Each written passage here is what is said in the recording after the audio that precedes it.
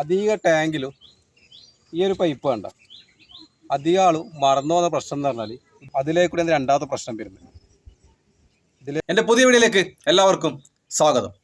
ഇന്ന് പറയാൻ പോകുന്നത് വെച്ചാൽ നമ്മുടെ വാട്ടർ ടാങ്കിൽ രണ്ട് പ്രശ്നങ്ങളുണ്ട്. ആ പ്രശ്നങ്ങൾ നിങ്ങൾക്ക് തന്നെ സിമ്പിളായി ചെയ്യാൻ പറ്റുന്ന ഒരു ഏരിയ പറഞ്ഞിരുന്നത്. അതിൽ ഒന്നാമത്തെ പ്രശ്നം എന്ന് പറഞ്ഞാൽ വല്ലാണ്ട് സ്മെല്ല് വരുത്തും. കാരണം അതിൻ്റെ കാരണങ്ങൾ എന്താണെന്ന് പറഞ്ഞുതരാം, അതിന് ചെയ്യേണ്ട പ്രതിവിധിയും പറഞ്ഞുതരാം. രണ്ട് എന്ന് പറഞ്ഞാൽ വല്ലാണ്ട് പുഴുക്കൾ, അതായത് കൊതുകൊക്കെ മുട്ടിട്ടിട്ട് ഭയങ്കരമായിട്ട് പുഴുക്കൾ ഉണ്ടാകുന്നുണ്ട്. ഈ രണ്ട് പ്രശ്നങ്ങളാണ്, സ്മെല്ലിൻ്റെതും പുഴുക്കളതും. അപ്പോൾ അത് നമുക്ക് തന്നെ വീട്ടിൽ ആർക്കും ചെയ്യാം. അത് ചെറിയൊരു കാരണം കൊണ്ട് ഈ സംഭവം വരുന്നത്. അപ്പം നമ്മളത് ക്ലിയർ ചെയ്തതിനാൽ പിന്നെ അങ്ങനത്തെ ഒരു പ്രശ്നമേ ഉണ്ടാവില്ല. അതായത് നമ്മൾ പൈപ്പിൽ ഓണാക്കുമ്പോൾ ഒരു വല്ലാത്ത സ്മെല്ല് വരുന്നില്ലേ, അതും ഉണ്ടാവില്ല. പിന്നെ പുഴുക്കൾ, അതായത് കൊതു മുട്ടിട്ടുള്ള പുഴുക്കളും ഉണ്ടാവില്ല.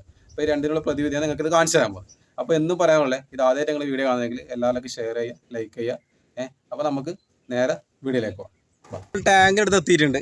അപ്പം മെയിനായിട്ടുള്ള പ്രശ്നം എന്ന് പറഞ്ഞാൽ അധിക ടാങ്കിലും ഈ ഒരു പൈപ്പ് വേണ്ട അധികം ആളും മറന്നു പോകുന്ന പ്രശ്നം എന്ന് പറഞ്ഞാൽ ഇതേപോലെ ബെൻഡ് പൈപ്പ് ഇങ്ങോട്ടോ, ഇതേപോലെ ബെൻഡ് പൈപ്പ് ഇടൂല. അപ്പോൾ ഒന്നാമത്തെ പ്രശ്നം ഇല്ലാതെ സംഭവിക്കും. അതായത് ഈ ബെൻഡ് ഇടാണ്ടെടുക്കുമ്പോൾ എന്ന് പറഞ്ഞാൽ ചില ആൾ ഇത് ഇടൂല. അപ്പോൾ ഇടാണ്ടെടുക്കുമ്പോൾ എന്ന് പറഞ്ഞാൽ കാക്കയില്ലേ, കാക്ക ഇവിടെ വന്നിരുന്നിട്ട് അത് വേസ്റ്റ് ഇല്ലേ, എല്ല്, മീൻമുള്ള്, അങ്ങനെ പല വേസ്റ്റും ഇവിടെ ഇങ്ങനെ ഇരുന്നിട്ട് ഇവിടെ ഇങ്ങനെ കൊണ്ടുവെക്കും.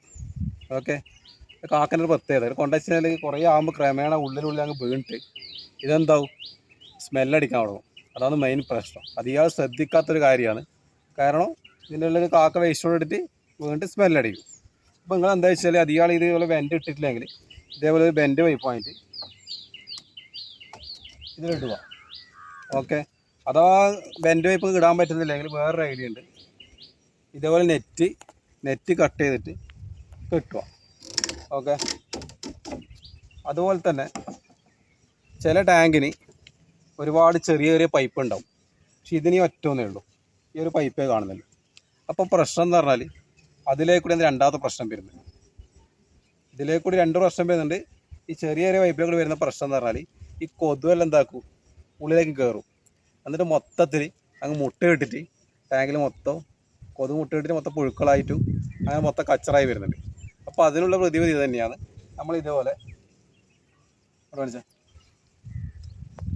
ചെറിയ നെറ്റ് കട്ട് ചെയ്തിട്ട് കയറ് കൊണ്ടോ റബ്ബർ കൊണ്ടോ എങ്ങനെ വെച്ചാൽ നമ്മൾ കെട്ടുക.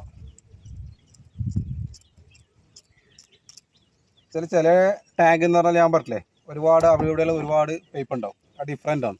അപ്പോൾ അതുപോലെ എത്ര പൈപ്പ് ഇതേപോലെ ഉണ്ടോ അതിനെല്ലാം നെറ്റ് കെട്ടി കൊടുക്കുക.